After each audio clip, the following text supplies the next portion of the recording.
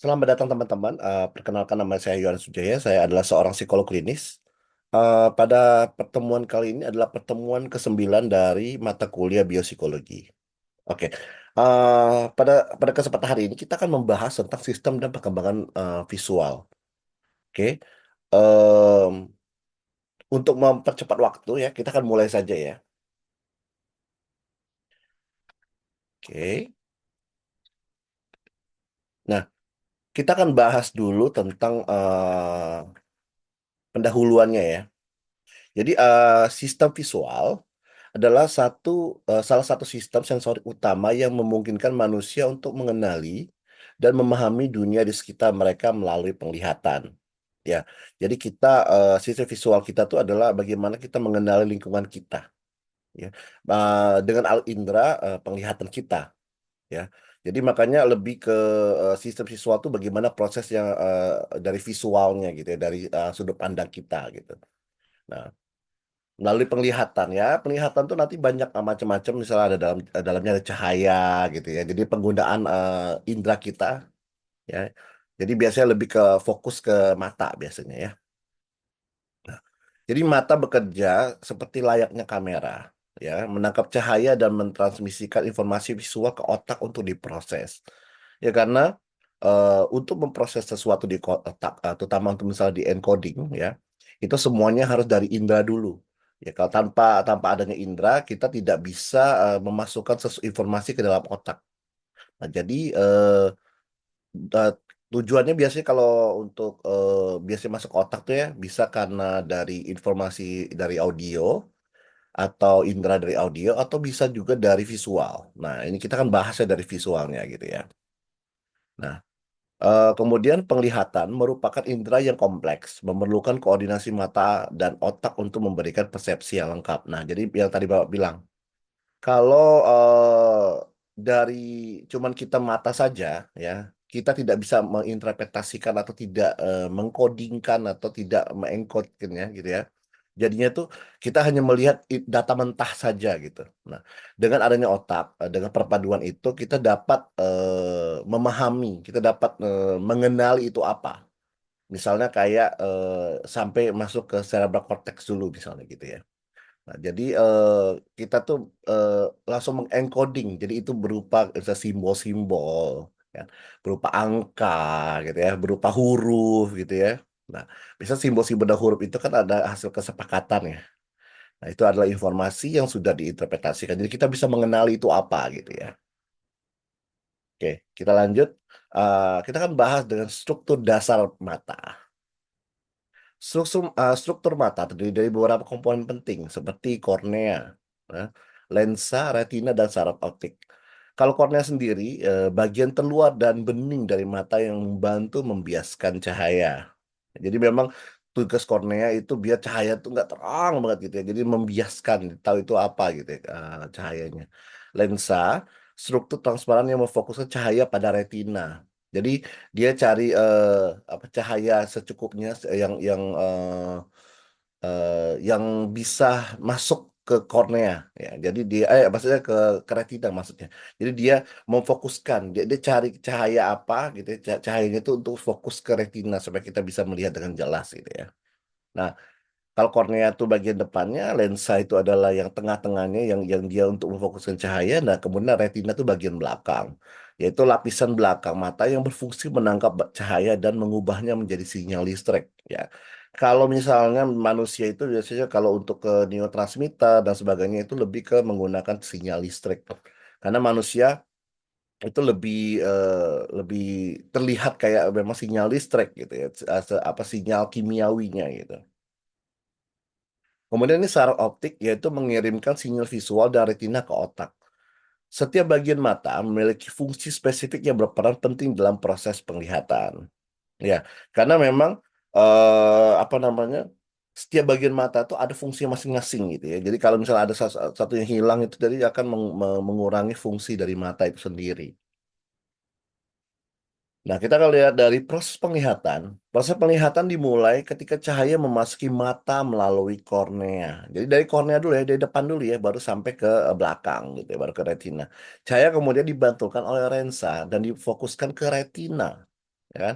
Dia dipontolkan dulu, jadi cahayanya tuh, biar nggak yang sakit banget gitu ya, pokoknya, eee, fungsi dari yang depan itu, kornea itu kan, dapat, dapat informasi cahayanya dulu gitu ya, kemudian baru disaring ya, ini kayak kayak saring baru, biar bisa fokus ke retina.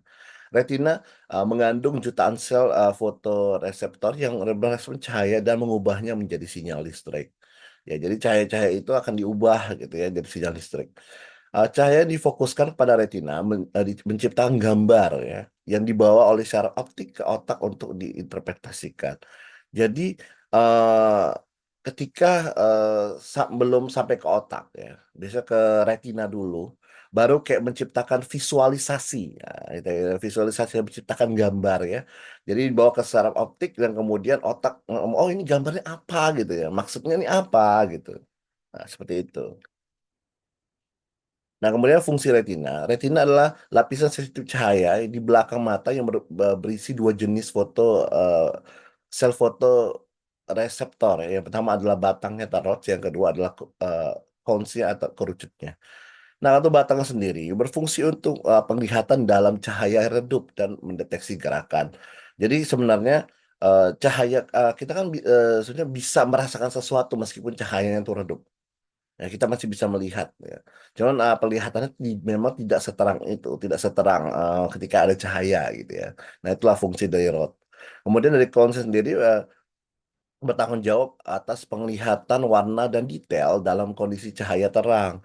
Sinyal dari sel-sel ini diubah menjadi impuls listrik dan diteruskan ke otak melalui saraf optik. Jadi, kalau untuk kayak soal warna, detail-detail kondisinya itu terang atau enggak gitu ya, itu tuh fungsi dari kerucut atau konsnya. Kemudian transmisi sinyal visual ke otak, yaitu setelah retina menangkap cahaya dan mengubahnya menjadi sinyal listrik, sinyal ini diteruskan ke otak melalui saraf optik, ya.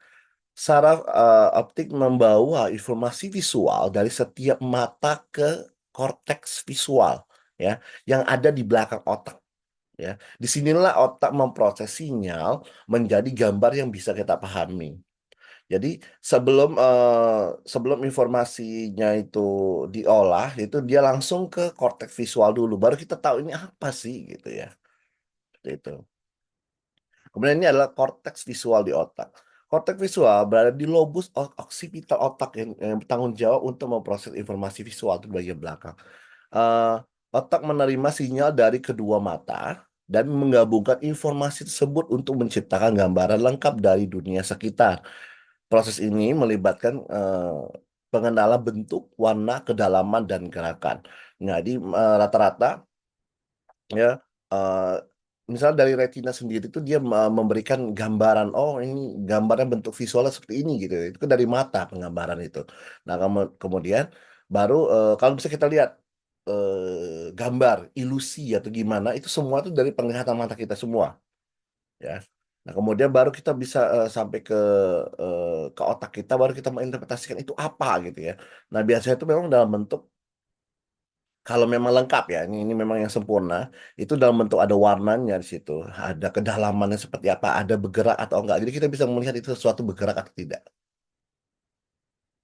Kemudian itu persepsi warna terjadi melalui kerucut di retina yang sensitif terhadap 3 jenis panjang gelombang cahaya ya. Ini yang makanya dibilang, inilah yang bisa, kita bisa ngelihat, orang itu, buta warna atau tidak itu dari ini gitu ya. Dari persepsi warnanya itu. Nah itu, biasanya warna primer itu adalah merah, hijau, dan biru. Kombinasi dari berbagai panjang gelombang ini memungkinkan kita bisa melihat bagaimana warna. Jadi, kalau misalnya kita, apa namanya, tidak ada kombinasi ini kita tidak bisa melihat warna, jadi kelihatan hitam putih gitu ya. Makanya kita memang perlu ini. Nah, otak kemudian memproses sinyal warna dan menghubungkannya dengan pengalaman visual kita untuk mengidentifikasi, objek berdasarkan warnanya. Ya jadi kita bisa tahu tuh. Jadi pengalaman-pengalaman kita juga akan berpengaruh terhadap persepsi kita, seperti itu ya. Nah ini sistem sensori pendengarannya. Jadi kita akan mulai dari pendahuluannya adalah sistem pendengaran adalah salah satu sistem sensorik utama yang memungkinkan manusia menangkap suara dan memahami lingkungan di sekitarnya. Jadi, yang tadi kita kan, bahas tentang visual. Nah, tadi Bapak udah bilang juga, kadang-kadang, untuk sampai ke otak juga tuh, perlu, indera juga ya, inderanya itu indera biasanya dari penglihatan dan pendengaran. Bahkan ada yang memang, penggabungan gitu ya. Melalui proses kompleks yang melibatkan telinga dan otak, kita dapat mendengar dan mengenali suara. Ya, jadi sama halnya dengan yang tadi kita melihat, ya, pendengaran juga sama. Jadi dia dari suara dan bunyi. Nah, jadi kita bisa bisa langsung jadi, mendengarkan aja. Bahkan kita menutup mata saja kita mendengar suaranya bisa langsung ke otak. Nah, anatomi telinga yaitu di situ kan ada telinga luar, tengah, dalam. Nah, ini ada fungsi-fungsinya ya. Eee, bagian yang tampak dari luar dan berfungsi menangkap gelombang suara. Jadi kalau di luar itu menangkap gelombang suara dulu. Jadi dia nangkep. Kalau kita kayak, apa namanya, suaranya bising kali, nah itu tuh yang pertama dari tengah telinga luar. Kemudian, bagian tengah, bagian dalam yang berisi tulang-tulang kecil yang meneruskan getaran. Nah ini getaran ya. Getarannya tuh, sampai kita kadang-kadang suaranya tuh,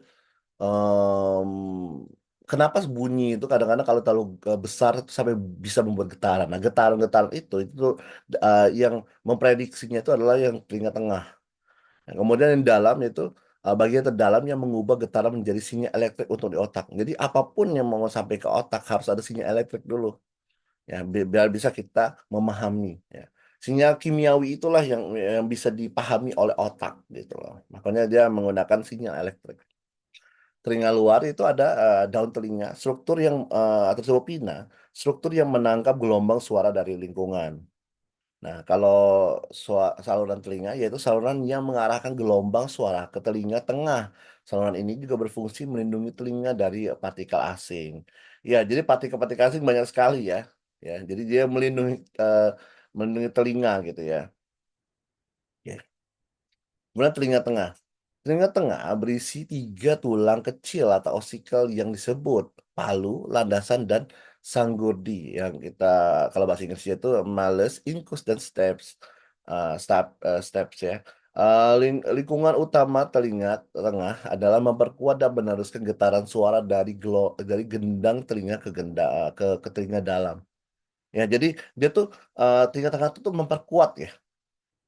Jadi kayak, saringannya juga jadi hitungannya saringannya lah. Jadi dia kasih getaran, dia memperkuat gitu ya.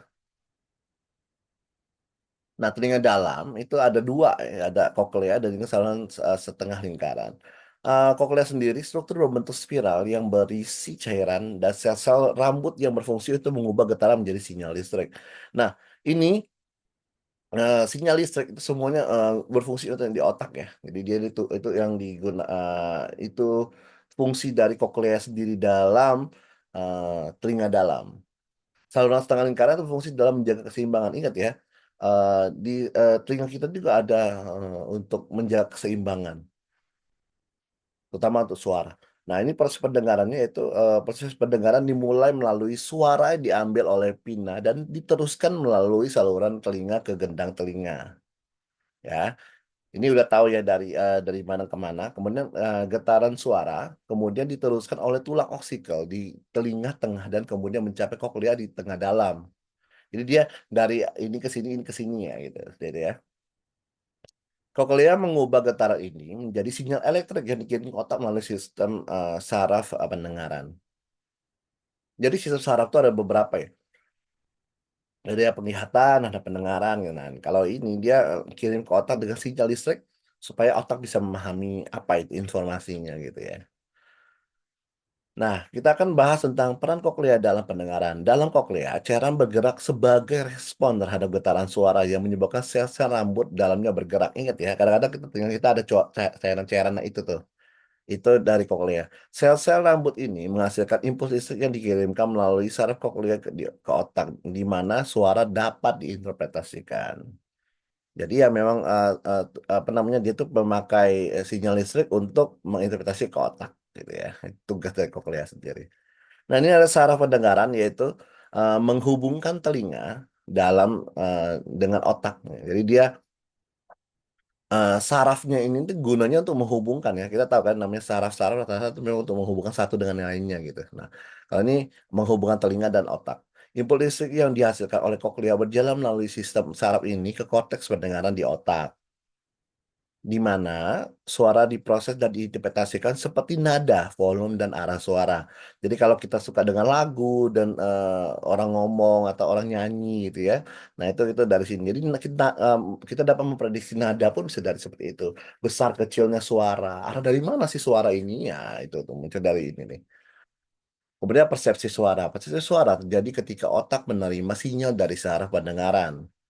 Otak mampu membedakan frekuensi tinggi dan rendah. Otak bisa tahu dong, karena dia kan yang mengatur semuanya. Jadi dia tahu itu frekuensinya tinggi atau rendah gitu ya. Volume suara serta menentukan arah datang dari suara. Setiap jenis suara memberikan informasi penting terhadap lingkungan. Ya, jadi dia kita ngeliat oh daerah mana nih, suaranya dari mana. Nah, itu semua informasi ya. Apapun yang sampai ke otak, itu biasanya itu informasi. Nah, persepsi kedalaman dan gerakan. Nah, penglihatan stereoskopik atau persepsi kedalaman terjadi karena otak menerima dua gambar beda dari masing-masing mata. Ya, perbedaan kecil antara gambar ini memberikan informasi tentang jarak objek. Sementara itu, otak mendeteksi gerakan dengan memantau perubahan posisi objek di retina. Nah, jadi ini, kalau dari retina, ya, dari retina kan dia melihat ada perubahan objek atau enggak. Kalau kedalaman, biasanya mata ini kita ngeliat berbeda. Jadi kayak eh, jadi penggabungan jadi satu. Oh, dia dalam jauh gitu ya. Karena dari mata ini kan dia lihat dari awal, ini dia melihat dari kejauhan. Jadi dia menggabungkan dari itu jadi kelihatan kedalaman. Kayak misalnya nih kita lihat sumur, nah sumur itu juga seperti itu. Jadi kita oh dalam banget, nah itu lihat dari ini gitu ya. Kemudian pengaruh lingkungan terhadap perkembangan visual yaitu lingkungan berperan penting dalam perkembangan visual anak. Stimulasi visual yang memadai seperti mainan dengan warna-warna cerah berbentuk yang berbeda dan tekstur yang bermanfaat untuk membantu otak bayi belajar mengenali pola, warna, dan gerakan. Bayi yang kurang mendapatkan stimulasi visual mungkin mengalami keterlambatan perkembangan dalam persepsi visual. Jadi untuk anak-anak itu sendiri ya, warna itu penting. Hmm. Jadi warna kita dengan itu dengan mempelajari warna dengan memahami warna apa namanya stimulasi otak itu terutama untuk anak itu berkembang dengan cepat. Nah, saat itu dia membantu anak-anak itu dalam memahami konsep, ya. Kemudian gangguan pada sistem visual. Nah, kita bahas tentang gangguannya ya. Nah, biasa ada rabun jauh. Nah, yang suka pakai kacamata, nah itu rabun jauh. Mata sulit melihat objek dari jauh.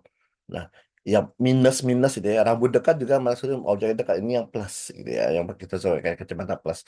Jadi astigmatisme yaitu kelengkungan kornea yang tidak sempurna menyebabkan penglihatan kabur pada semua jarak.